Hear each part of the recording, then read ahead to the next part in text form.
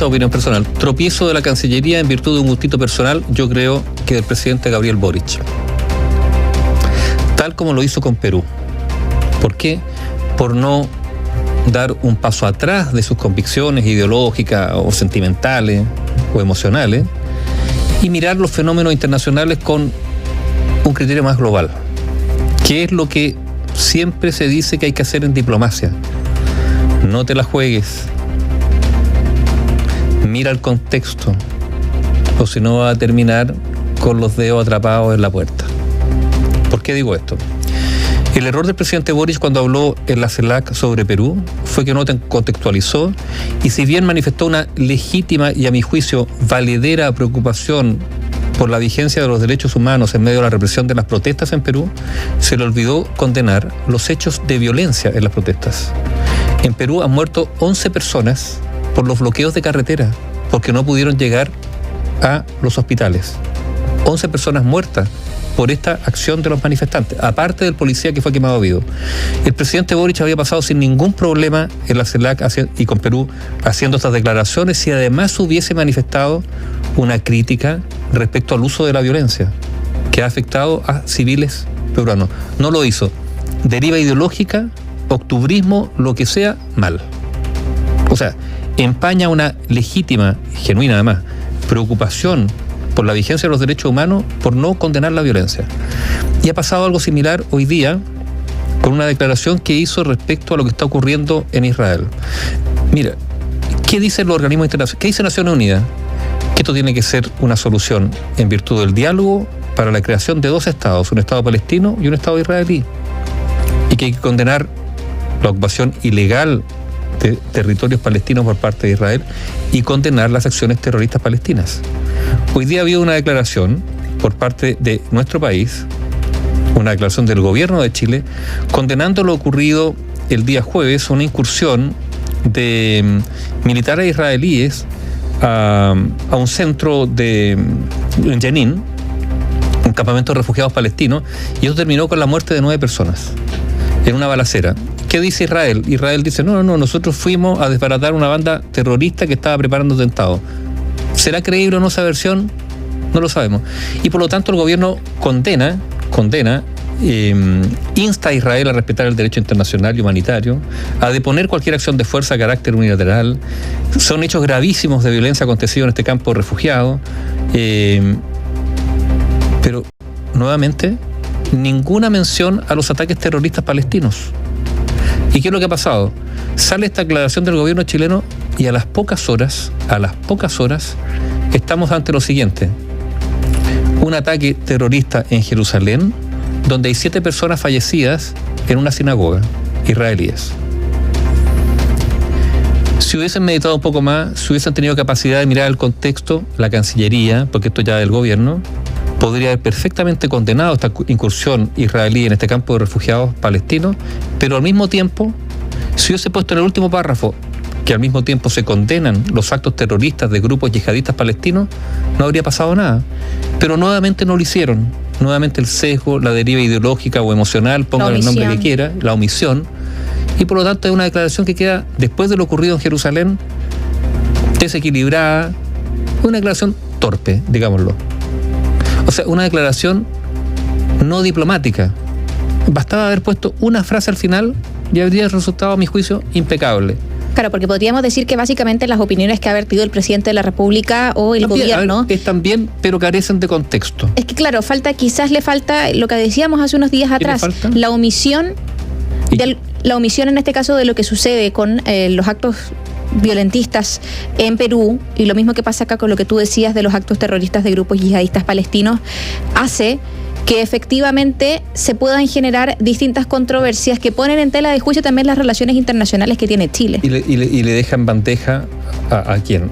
A la embajada de Israel en nuestro país, al embajador Gil Arzieli, que dice... Hizo un hilo de Twitter. Claro, y lo dice antes, digamos, del ataque a la sinagoga en Jerusalén. Entonces yo digo, mira, la diplomacia, sí, uno puede tener una posición en la diplomacia, y en este caso es defender el derecho del pueblo palestino a tener un Estado, condenar lo que el gobierno califica como incursiones militares israelíes en campos de refugiados, que se apartan, todo eso tú lo puedes decir, pero al mismo tiempo, si tú no mencionas que aquí ha habido ataques terroristas por parte... Mira, resulta casi impresentable, porque hay un sesgo demasiado evidente. Y esto no pone nuevamente en el fuego aquí a la Cancillería, ¿no? Después de la filtración de los audios y todo eso. Entonces, con un embajador con el que ya habían tenido problemas anteriormente. María José, y yo insisto, a ver, es legítima la posición de Chile, en este caso. Y quizás compartida por muchísimas personas. Pero es como Naciones Unidas. Naciones Unidas insta, condena la ocupación de los territorios palestinos, lo hace todo, pero al mismo tiempo no deja de mencionar que no puede haber solución, o que la solución está siendo dificultada mientras persistan los ataques terroristas palestinos, que podrán ser de grupos muy particulares, y la yihad islámica. Entonces, pero existen. Esa falta como de... No sé cuál es la palabra, fíjate, de... Es profesionalismo, ¿no? Capacidad de sacarse como la anteojera y ver que es un conflicto muy, muy complejo, donde yo insisto, sí, hay que empujar la creación de un Estado palestino, pero esto no puede ser, digamos, no se puede a través del silencio o la omisión terminar avalando ataques terroristas. Porque claro, como hay un dicho, el que calla otorga. Efectivamente, es como si fuera al revés, ¿no es cierto? Criticar a los ataques terroristas palestinos y no mencionar aquí hay ocupación, de acuerdo al derecho internacional, ocupación ilegal de los territorios palestinos, razzia, todo eso. Bueno. Lo que dijo... Diplomático sin diplomacia, sin tacto diplomático. Yo insisto además que en lo ocurrido, y está la filtración, el caso del embajador Bielsa. Yo me pregunto, los funcionarios de carrera de la Cancillería, los funcionarios de carrera, ¿qué estarán pensando? No dicen nada hasta el momento, están todos callados. Bueno, también después está su carrera en algunos de ellos en juego, pero va a ser, o sea, estos son incidentes pequeños, pero que erosionan la imagen de la diplomacia chilena, evidentemente. Acá hay una palabra que creo que hemos repetido también en los últimos días, que es el rigor. Quizá a la hora de querer realizar un punto político, un punto en este caso de la diplomacia chilena, que se puede realizar, es 100% legítimo que el gobierno tenga sus posturas, y ya lo decía anteriormente, pueden ser compartidas por muchísimas personas. El punto acá es que efectivamente se realicen estos comunicados, estas declaraciones de manera lo más objetiva posible. Porque efectivamente no somos parte involucrada como gobierno chileno. En Chile hay una gran comunidad palestina. Hay una gran comunidad palestina. Israelí o judía. Que también ha manifestado incluso en el Senado. Sí. Han manifestado también su molestia por lo que ha sucedido. Lo que dijo el embajador Gilad Zieli, que ya tuvo problemas cuando se le iban a entregar sus cartas credenciales, que efectivamente ahí hubo una especie de desaire, se dijo, del Palacio de la Moneda. Por decirlo suavemente. Claro, por decirlo suavemente. Esto todo por un incidente en Gaza que había sucedido también con niños, se ha involucrado a niños. No, finalmente, no era un niño, era un adolescente, era un joven de 18 años que había sido abatido. Y después se supo que había sido un enfrentamiento. Está bien, quizás desproporcionado, con una incursión, pero... Finalmente lo que dice Gilad Zieli hoy es que Jenin se ha convertido en una universidad del terror, apuntando a que el derecho internacional otorga a todos los países el derecho a defenderse contra el terrorismo. Israel tiene la obligación y el deber de prevenir los ataques terroristas para no lamentar víctimas. Lo que en Chile se describe como jóvenes inocentes son terroristas armados cumpliendo lo que indica su constitución, entre otros que es matar a cualquier judío dentro o fuera de Israel. Y esto, ojo, es una declaración antes del ataque a esta sinagoga en Jerusalén. Claro, porque el ataque a esta sinagoga que ocurrió hace 2, 3 horas, 4 horas. Fue hace muy poco rato atrás. Al menos 7 muertos ya en un tiroteo en una sinagoga en Jerusalén. Eso según lo que informa la policía israelí. Este incidente ocurrió en el barrio Neve Yaakov, la ciudad, alrededor de las 20:15 horas local, es decir, a las 18:15 horas también, hace un rato atrás. Y la policía lo describió como un ataque terrorista. Israel informó de 10 víctimas entre fallecidos y heridos. Vamos a ver también cómo busca, si Chile se hace parte también con alguna otra declaración condenando esta situación que podría servir quizá para apaciguar un poco las tensiones, porque efectivamente yo creo que Cancillería no quiere tener más polémicas ni estar más en los medios de comunicación. Oye, la otra polémica es lo de las ISAPRE se bajan de la mesa. Esto es bien complicado, ¿eh? Las ISAPRE se bajan de la mesa donde quieren salvar a la ISAPRE. A ver, esa mesa se ha constituido porque la ISAPRE está en un problema grave. Y la ISAPRE está en un problema grave porque no han cumplido con la ley. Hay un fallo del Tribunal Constitucional y un fallo de la Corte Suprema. Y no saben cómo acatarlo. Respecto a la tabla de factores, esto lleva más de 10 años, durante 10 años, por lo tanto, han cobrado más de lo que debieran. Eso es lo que dicen los tribunales. Si tuvieran que restituir esos dineros, efectivamente lo pasarían mal económicamente. No se está pidiendo que restituyan los 10 años que cobraron de más, sino creo que 3. Pero esto es una situación muy compleja. Y es bien complicado que las ISAPRES se resten de una mesa donde en realidad lo que quieren es ver... Ahora, las ISAPRES dicen que el gobierno lo que quiere es que desaparezcan y que quiebren. Mira, probablemente, no sé si probablemente, pero tal como ocurrió con los retiros, ¿se acuerdan cuando los retiros de la AFP? Hubo más de algún parlamentario que como argumento extra dio que con esto la AFP se iban a quebrar y por lo tanto era una manera de terminar con la AFP. Bien tonto porque esas explicaciones nos dan cuenta de todas las personas que se pueden ver afectadas. O sea, importa más, digamos, el quiebre del sistema, pero se despreocupan, digamos, de las personas que pueden sufrir por esas quiebras. Pero en el caso de la ISAPRE, bueno, quizás haya alguien que pensará que si quiebran la ISAPRE, se acaban la ISAPRE. Pero hay que considerar que esa mesa está hecha no solo para salvar a la ISAPRE, o ni siquiera para salvar a la ISAPRE, para ver cómo sigue la ISAPRE. ¿Por qué? Porque hay muchos afiliados de la ISAPRE que habrá que ver qué se hace con ellos. Son más de 3 millones de personas.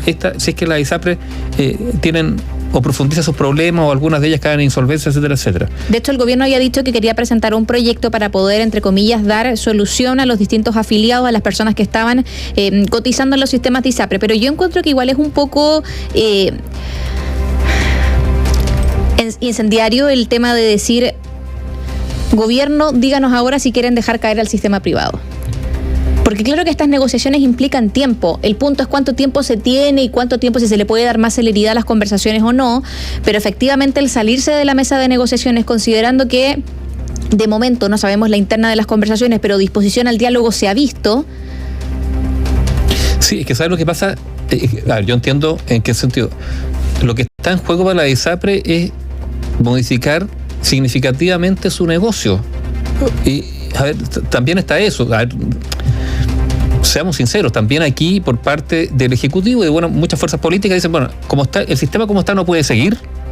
Hay una serie de privilegios que tiene la ISAPRE que tienen que acabarse. También está eso. Ahora, la ISAPRE no pueden pretender a esta altura seguir tal cual están, yo creo.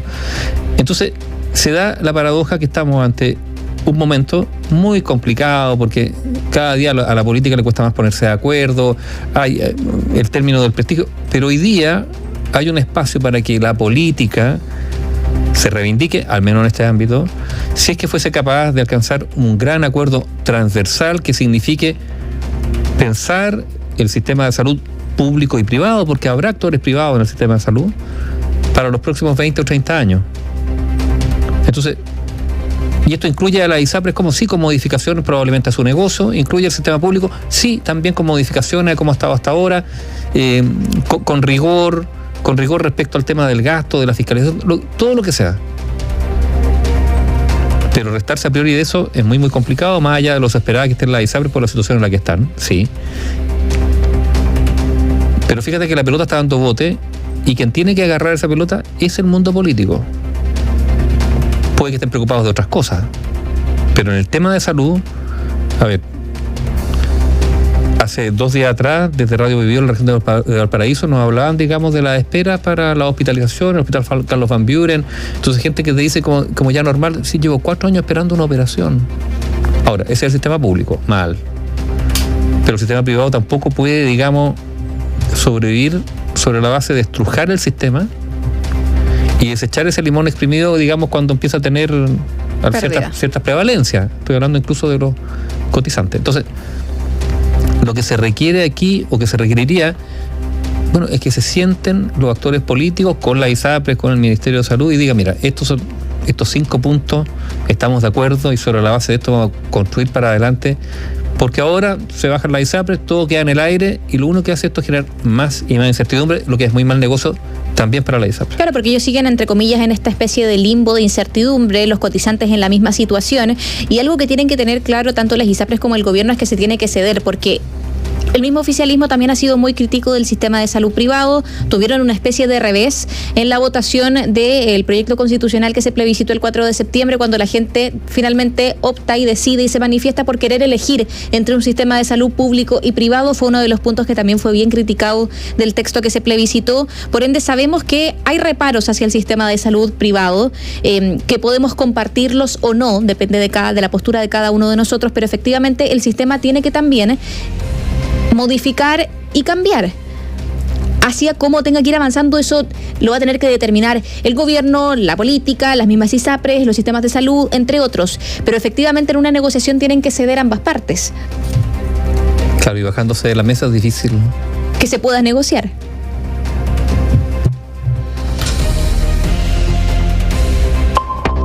La radio, análisis y opinión independientes.